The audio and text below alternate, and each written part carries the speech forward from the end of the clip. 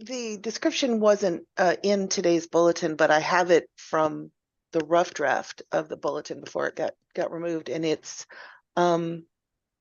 frontiers of inclusion are all really welcome at St. Mark's and in the Episcopal Church. Panel of St. Mark's members sharing experiences. So we're talking about the welcome at St. Mark's.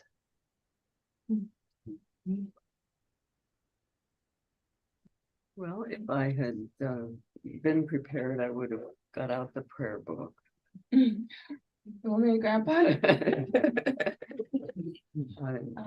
I think that we just offer our prayers that we think well and cooperate well together so that we come up with some actually useful ideas. I think, is that what this morning is beginning to be aimed at? What can we do? So What can we do to make sure everyone is welcome? Yeah. Well, So are we self-led then? Is that what we're doing? apparently Sounds so, like it. yes. Okay. So Okay. I guess, I mean, I think that, I think it's a good idea, Edna, to open in prayer, so I feel like your words just now were kind of a prayer, but I'll just say a little more directly. Dear God, thank you for bringing us all together in this church where we all feel welcome, and help us to continue to welcome one another and to reach out, so that all may feel your loving presence in this space and wherever we go. Amen. amen. I guess we could go around and just describe,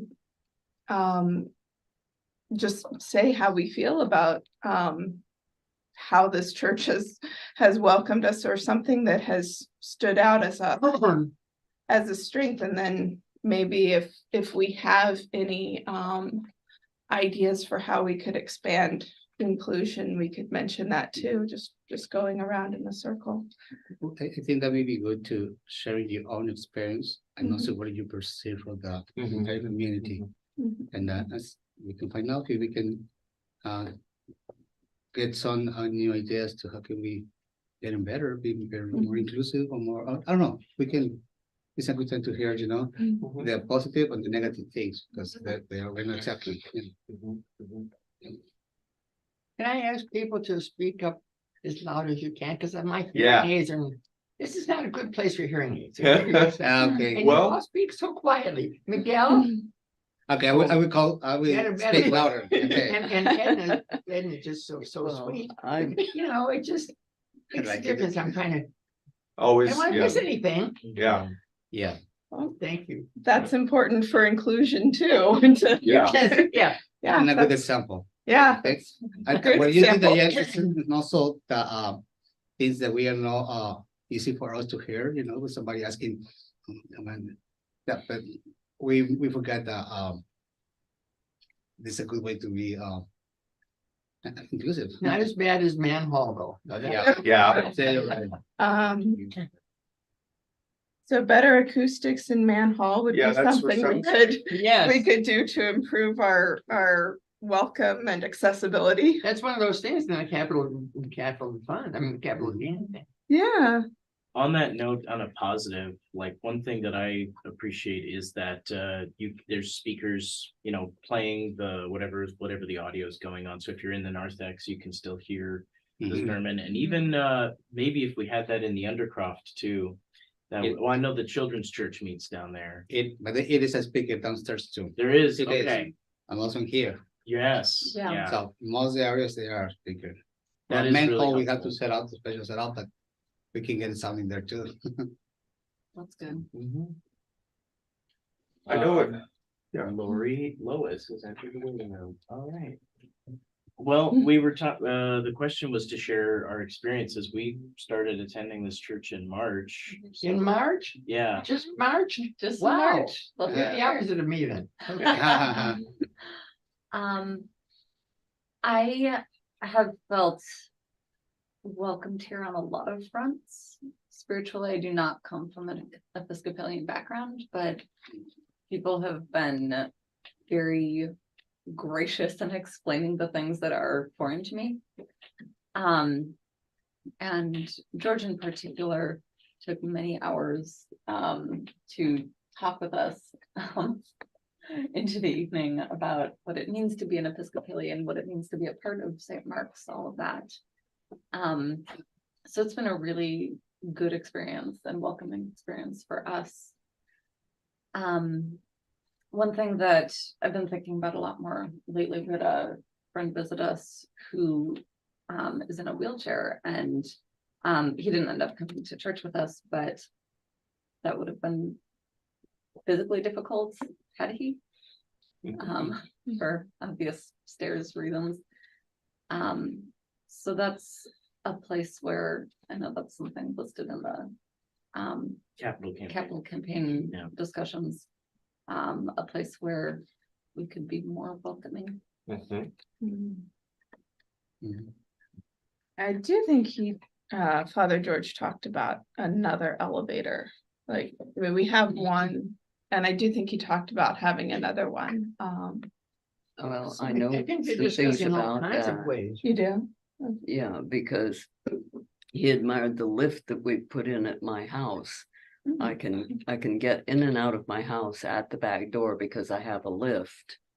And George took me home one day and watched the operation of the lift, and we talked about it, and he got information about it. And I believe he's talking to An architect, I you have said. said that what we need to solve the accessibility problems is an architect who has experience in solving accessibility problems, like the 3 steps, Yeah, which is our. This has got to be a problem in many Yeah. churches. Oh, yes. Yeah. I mean, it's really, didn't think about handicapped. Your handicapped stay home in the old days. yeah. Mhm.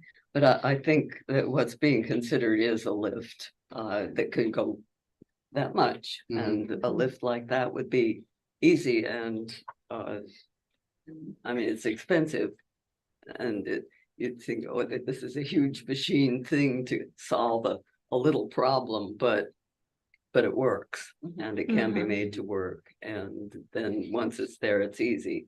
So it's somewhere in the planning, and I know that George knows about it.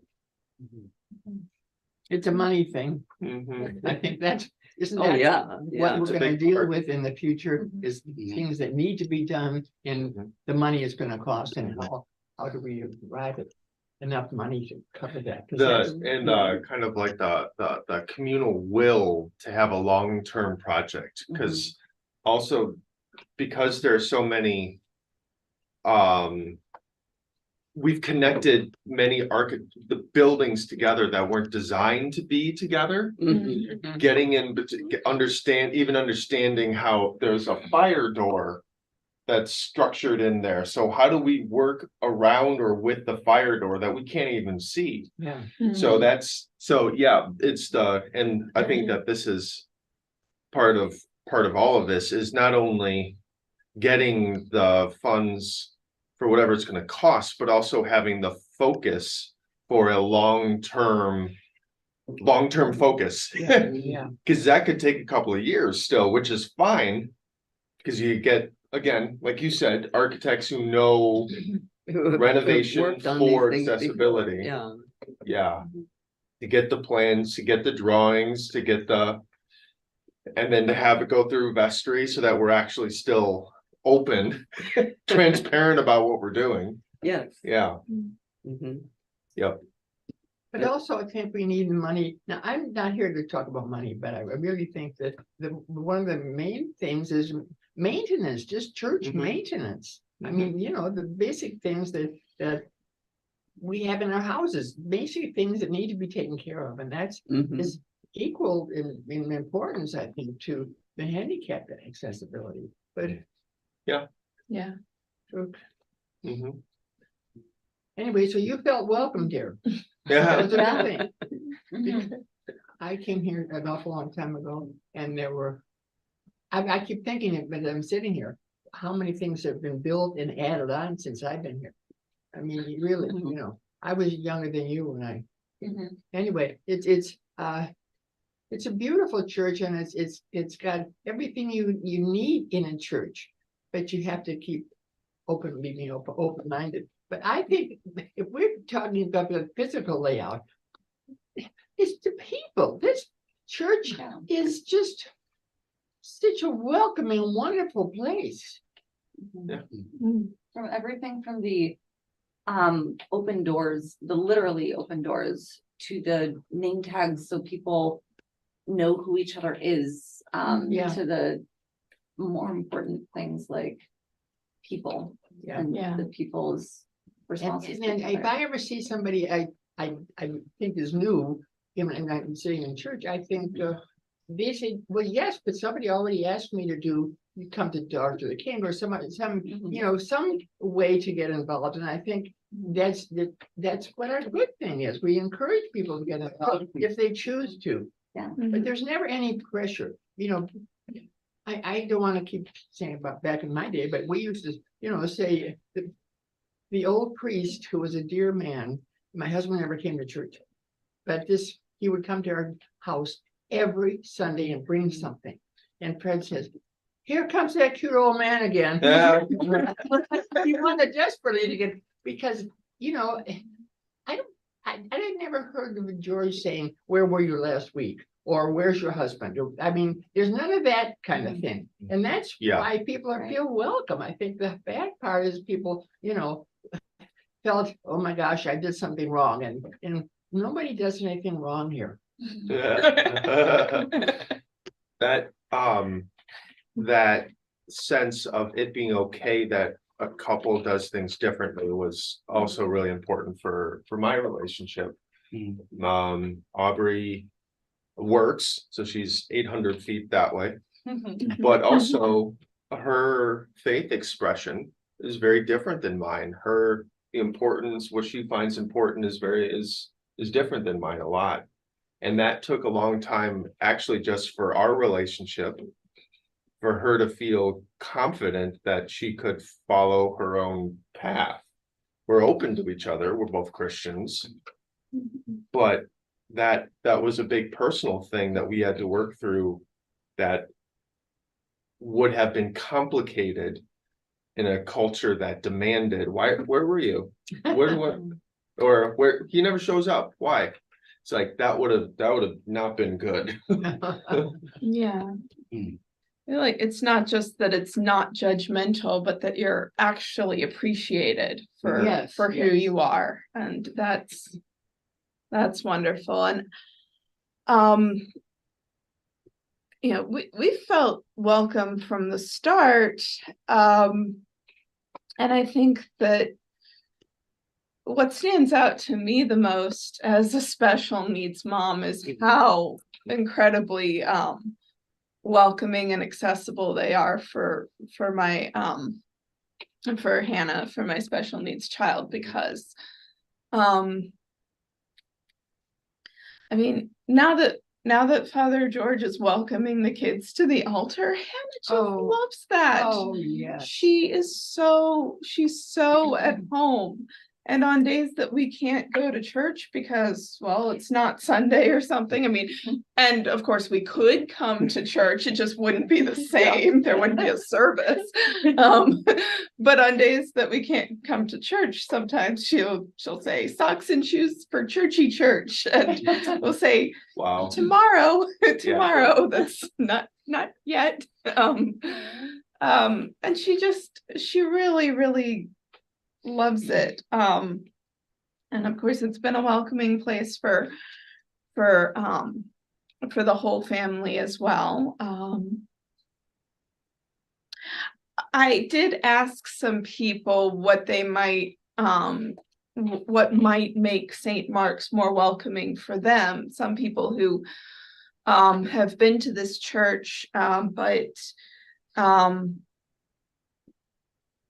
really a friend of mine who used to attend regularly but hasn't really come back since the pandemic. She does want to come back, but it's just been difficult. She has an older daughter now who's close to my daughter's age, and she said that her daughter would love to sing, but there is not a choir for the youth of that age. The choirs are for adults and young children, but there's nothing for the children who are maybe upper elementary to high school. So that's something where we could probably improve, probably have something for kids to sing at that age. Of course, it depends on demand. And I've also, I should have told her that the music now, anyone who wants to can volunteer and be a solo musician or things like that. I'm not sure if that's what her daughter would want, but I have seen rather lately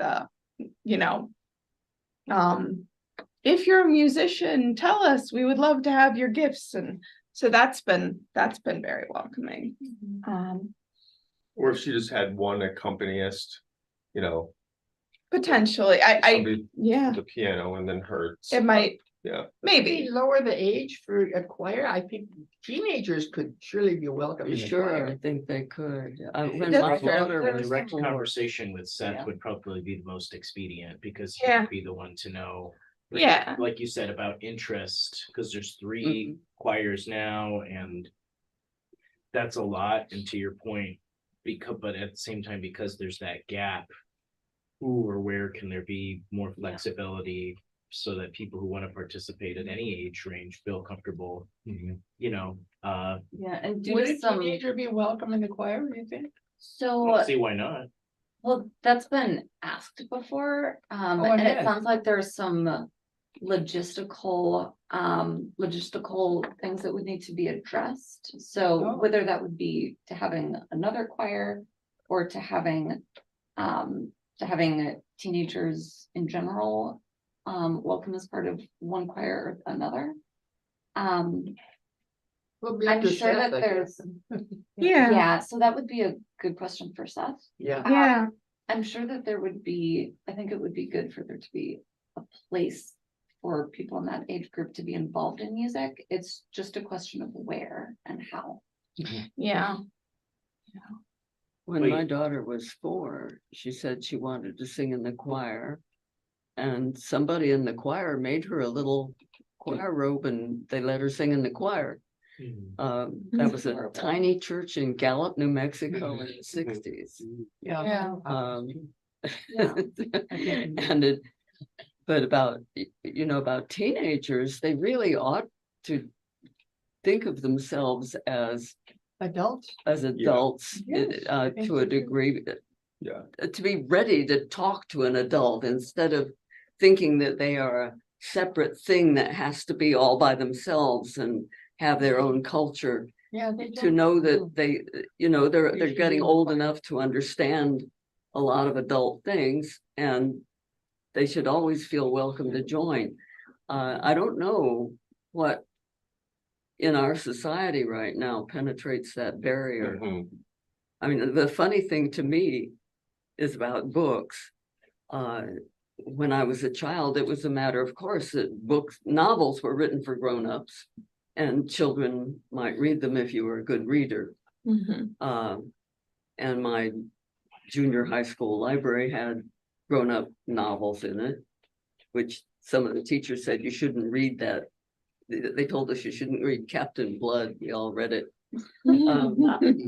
But nowadays, when some of my grandchildren were reading a particular YA novel, I looked into it and read some things more about its reviews, and I discovered that the publisher had deliberately put it into a plain cover so that commuters on the bus and train who were reading YA novels instead of grown-up books Yeah, would not be embarrassed. yeah, there's about a 35% of the readership of young adult novels are typically adults. Mhm. It's a very, Well, but there's still a stigma. So there's even there's a big cohort that's reading it, but there's still stigma. You're like, wait a minute. But basically, Yeah, they're well, short. The library, because I Okay. remember, now that's a long time ago, I know, but I think when I was pregnant with my fourth child and my other two were like 9 and 10, okay, they wanted books because we always went to the library, but the books is that I wanted to get them to tell them about having another person in our family and that kind of thing, were in a special area. You had to ask for them. No, when I took this fourth one back to, the library again, those books were in the regular awareness. I thought, for heaven's sakes, they're hiding. Well, it's, banning books is such a scary thing. Well, I'll say just shortly, because I think that's important, and then like Lindsay, maybe you can redirect me. So there has been a move to keep things more accessible when it comes to material, whether it's books or DVDs. We still try to aim at, accessibility can also be, how does a person find what they're interested in and get connected with it? Mhm. So that is not only the content, but how you approach it, how you get to it. So making things more obvious. One of my questions would be for you is, you can never replace a one-to-one discussion, but is there something else that would have opened that up? Do we like the handbook, what it means to be Episcopalian handbook? One of my dreams is for the narthex is to have this, who are we? And what is our tradition, and have that like just up there, having flat, go ahead. Yeah, to that end, the bulletins are extremely helpful for someone who has no experience whatsoever with liturgy. And we did visit several other churches when we were in the process of landing at St. Mark's.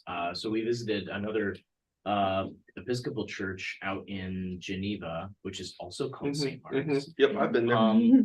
Yeah. So I took notes on some of the really subtle differences. They had a very similarly formatted bulletin. One Which thing was that also very helpful. it was extremely helpful. One thing I liked that could potentially be a neat thing to include was in the margins of their bulletin, alongside some of the recurring pieces of the liturgy, was a little sentence or two of historical context of, this is why we pray this prayer, this is why we recite this creed, this is sort of the function that this serves, to just really open up, to your point about one-on-one discussions, it lowers the barrier to entry that much more. Oh, this is why everyone's saying this night. What is the Nicene Creed? Where did this come from? I love that idea. Yeah, thanks. I liked it because even though I had taken a church history class in college, most people probably haven't. So it seems like an easy thing to just include as a regular part of the liturgy, but or bulletin rather. Yeah. Because even if you get familiar with the liturgy, it's not like it's something that's, I know where it comes from. I just recognize the words, and I've been a Christian my whole life, but like every church that I've been in they say things differently. Like even Baptist churches have liturgies. They say the same thing before and after every single event.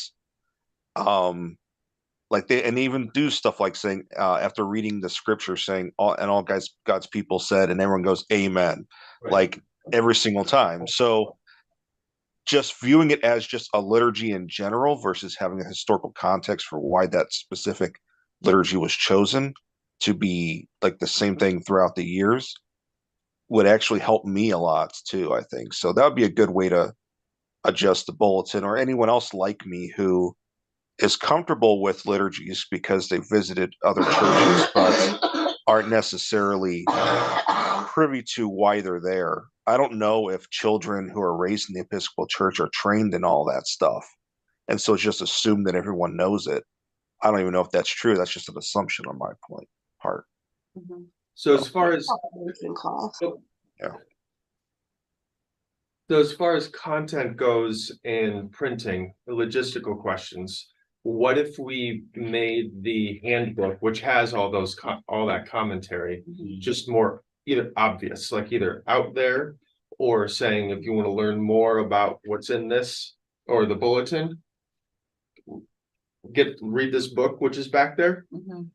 Yeah, even just pointing to that, saying, hey, if you want to know more about blah, blah, blah, go check out this book that's sitting in the back. It's free. Like, take one home, that sort of thing. Mhm. Yeah. That might help. Yeah, I think that could be helpful to say occasionally, during announcements. Maybe on weeks when there are fewer announcements than others, just if you're Yeah. curious. Yes. There's always 50. Yeah. Yes, maybe on a week when there's only 40. Yeah. If you're curious about why we do these certain Mhm. rituals, we have those take a book home. Yes, we do. We're thinking about how to highlight them. Yeah, I mean, Either they're in the pull 'em out library, there, they're in the exactly. library. Yeah. Yeah, we So have. maybe those pull them books, out yeah. there on the table or, Yeah. yeah. So, at the same time, at least for me, nothing can replace No, that conversation. Right. Because,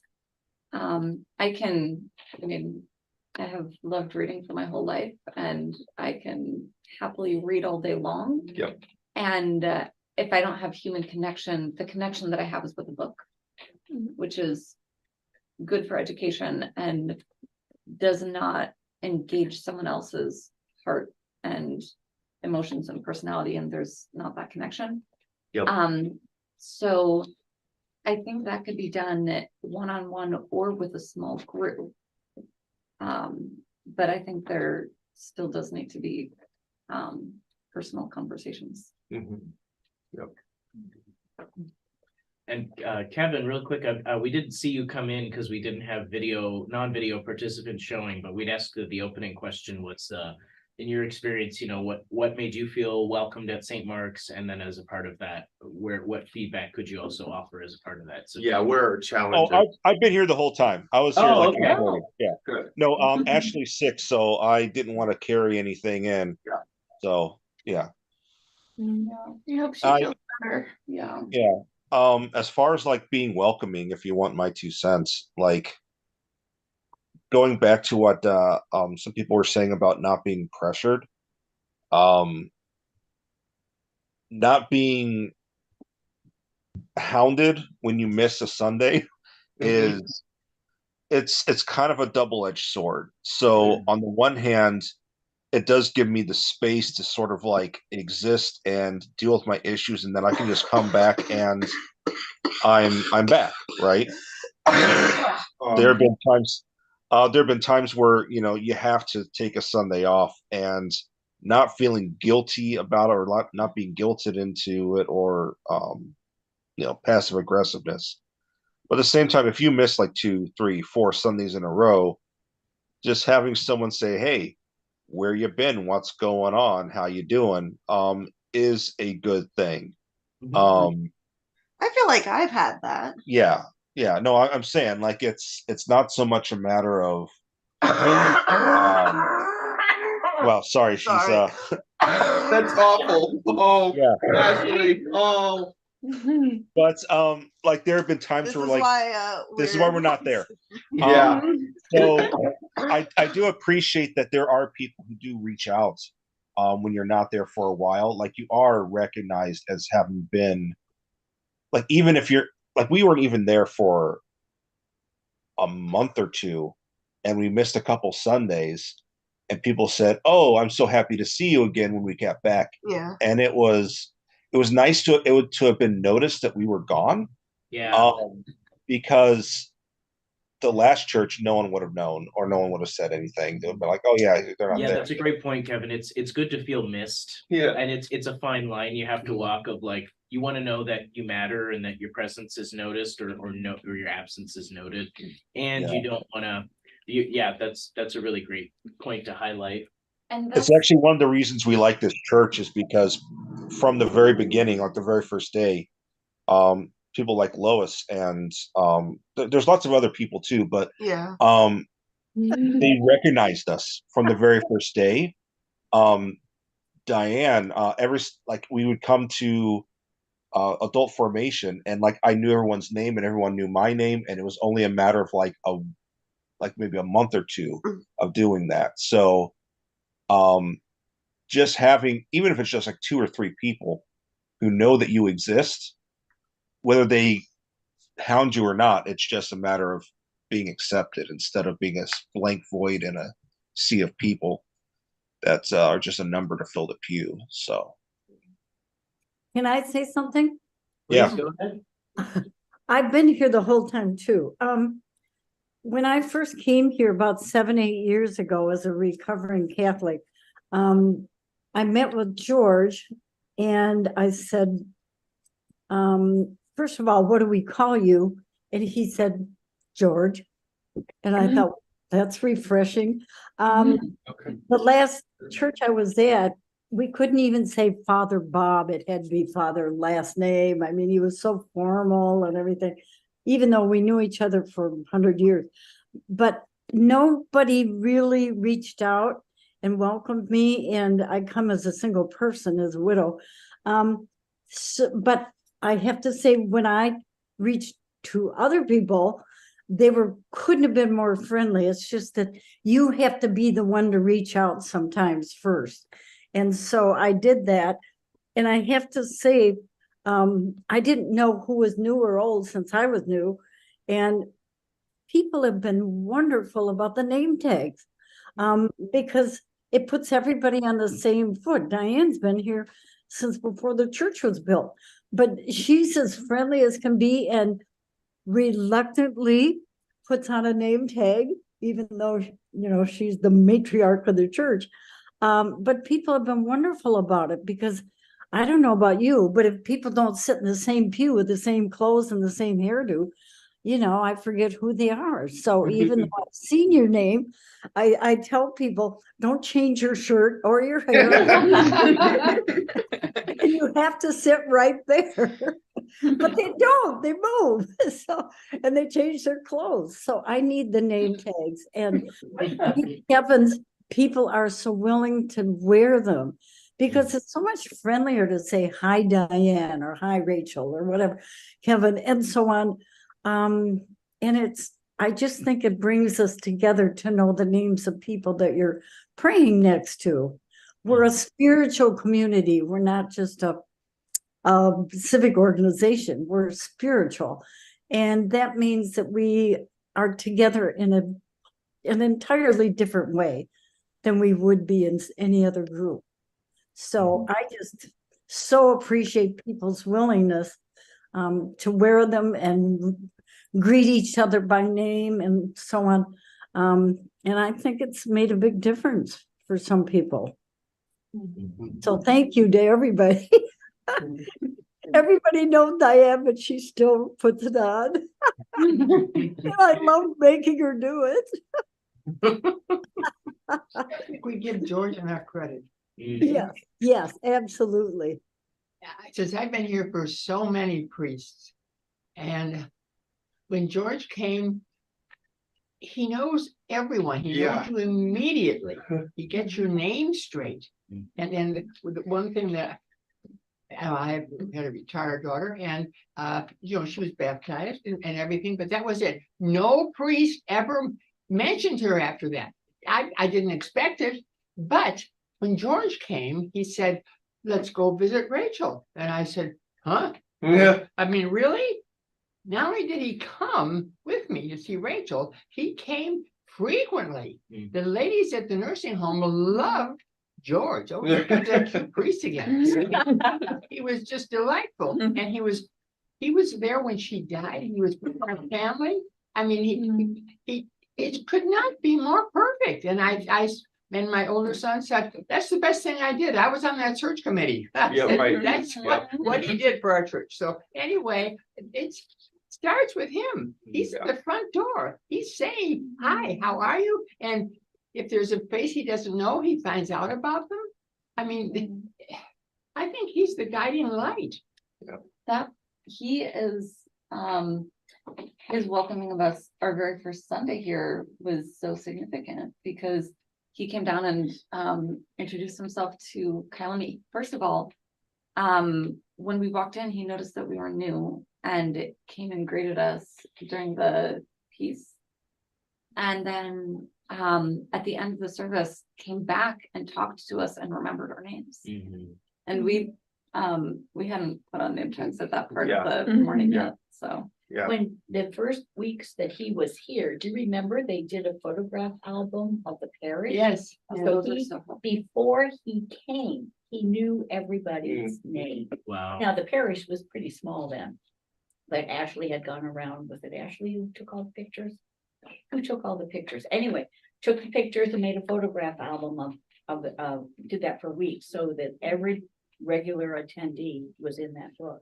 And George knew our names when he walked in the door. Well, I'll tell you a story about George Smith. Apparently, the committee that was selecting the priest, they had 3 candidates finally, and they had interviews. Well, I'm gonna cry.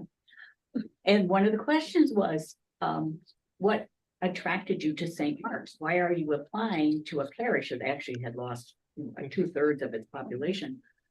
George started to cry because he felt the need was so strong for a good priest. He actually wept. So there you go. Yeah. I have something else to say about George on this subject, though. He is great. As the numbers have grown from that small little group that he came in to take care of, he still continues to remember people's names. He remembered our names immediately, but he's only one man. Like, there's a lot of people. Like, it's not just him. It's also Clint and Miguel and like the entire group of the clergy. Thank you. I was trying to think of what the word clergy was. The entire clergy on staff here is actually quite welcoming and also very pointed at making you feel welcome and seen, like every single Sunday. And so I do want to say that it's not just George, it's the entire group and the entire like culture that has been built around that welcoming and personal attention. So I just want to say that it's not just him. He's also a good leader too. Okay, I'm going to mute us again. Yeah, I'll say it's one of I've really enjoyed being in the choir, but when we line up before we process in, it's fun to swap jokes with Clint while we're waiting. I'm like, I can't wait to see what you bring up in your sermon today. Yeah, I really appreciate his dry sense of humor. That really tickles me. And similarly, yeah, Miguel, I've really appreciated your friendliness and your openness. Oh, yeah. I actually had a slight shift of topical question to bring up, but before I brought that up, did anyone else want to? I just want to respond to something from several minutes ago. A couple people were talking about when someone is not here for a little while. And one thing that I've noticed that is not something to just assign to clergy, but as a community, I think it can help to specifically reach out in love instead of in judgment. But not just when people come back. I am remembering our last church. There was someone I hadn't seen there in a while and said, "Are you okay? I haven't seen you." And she said, and she started sharing about all sorts of things that have been going on with her kids. And she had really needed someone to reach out to her. And as Kyle said, we've been here since March and Mhm. and there's only been one person from from the pastoral leadership team who reached out to us and no congregants from our past church. And it shows you how much of an impact you make and how much people want you there. Yeah. But if someone isn't here, I think reaching out and saying, hey, we miss you, we think you're great. Are you doing okay? And not just waiting for them to come back can be significant. Yeah. Well, that can definitely move over to the pastoral care team, because I think that's a great, another way for them to be both active and have like concrete, positive feedback that matters. All right. You haven't talked. Yeah, so. What are you thinking? Talking about this, the pastoral care definitely take care about this, and try to follow up, mayor's need, and also keep the contact and connected. And connected is a key word for me, especially for the 1 o'clock. And when they, the first impression that many people have with Cops and Marks, this is the same field that you're talking about, the feel welcome. Feel welcome, and this is rare for them to encourage you coming and talk to them, approach them and start and have them connected with them, just, they feel really, really impressed with that. Because most people coming from the Roman Catholic, when there's not connection with the clergy, I mean, because using the altar and no, they don't feel this connection. It's an experience for many people, and that's really positive. And also the something what happened during the pandemic, is we always try to keep this contact with the people by phone, visit, or try to respond in many ways. So this is something that make it much welcoming to everyone. Yeah. And when we say everyone, to say, when you come in here, probably you find the doors opens. That is a good welcome for the people, and they really feel right away, right away, and start connected with other things. Again, this is for many people a new experience, and yeah, and I'm glad to hear that, and we always try to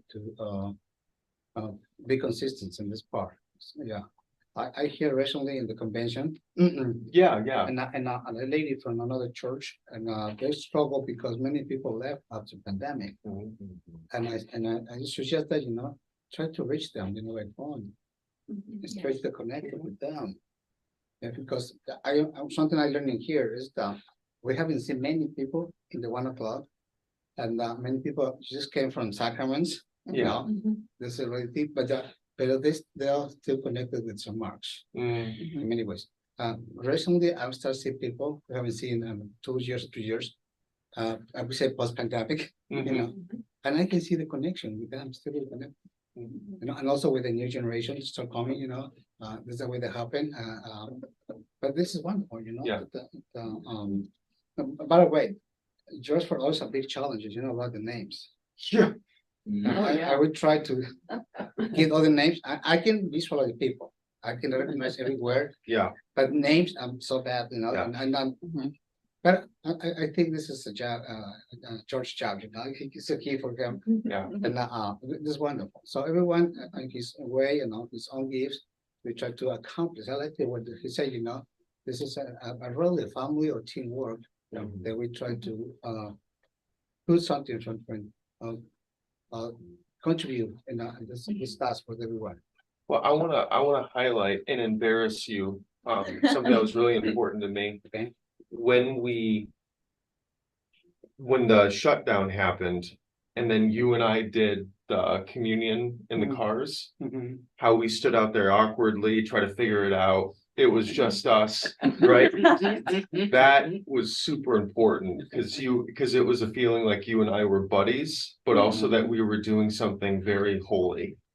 So that was really important to me, that it was you and me, and that was just a really special time for me. So I want to embarrass you and thank you a lot. Thank you. I think this is something, and also for the Episcopal Church, how the people feel part of this, congregation of the family.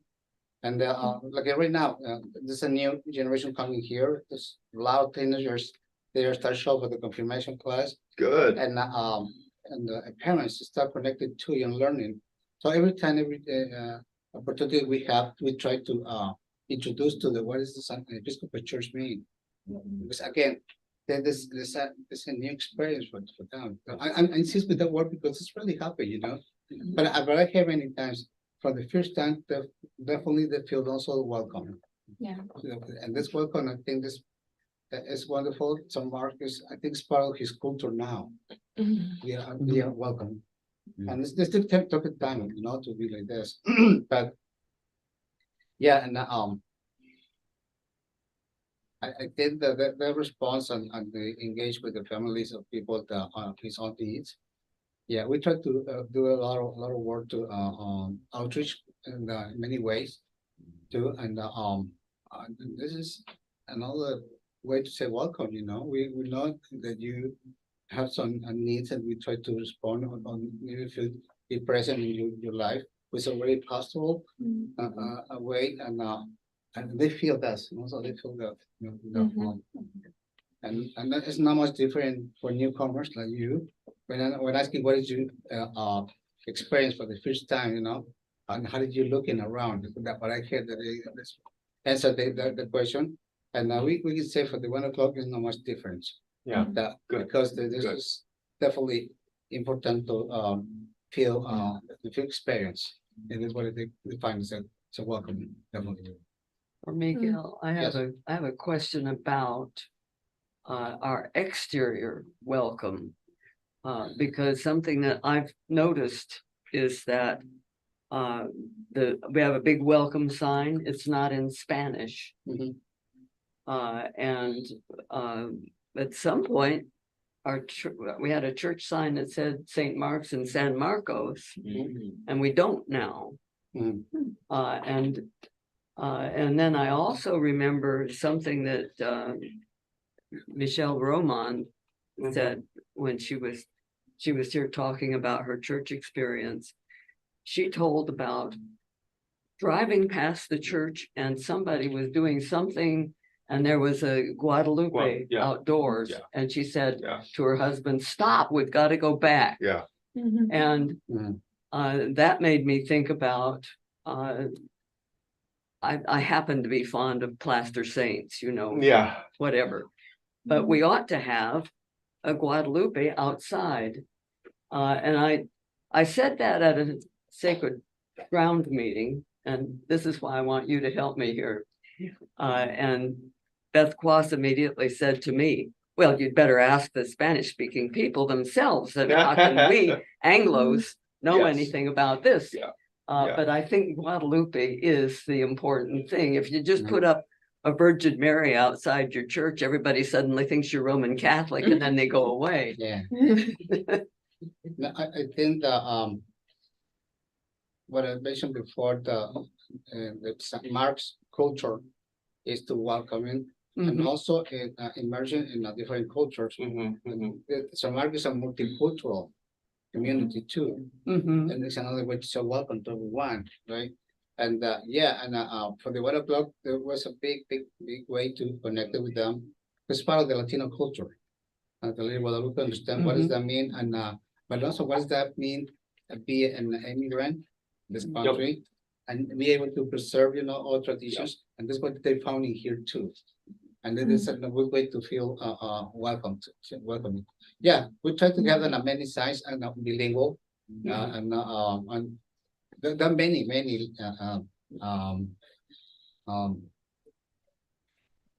announcements made in the outside and then bilingual. Yes.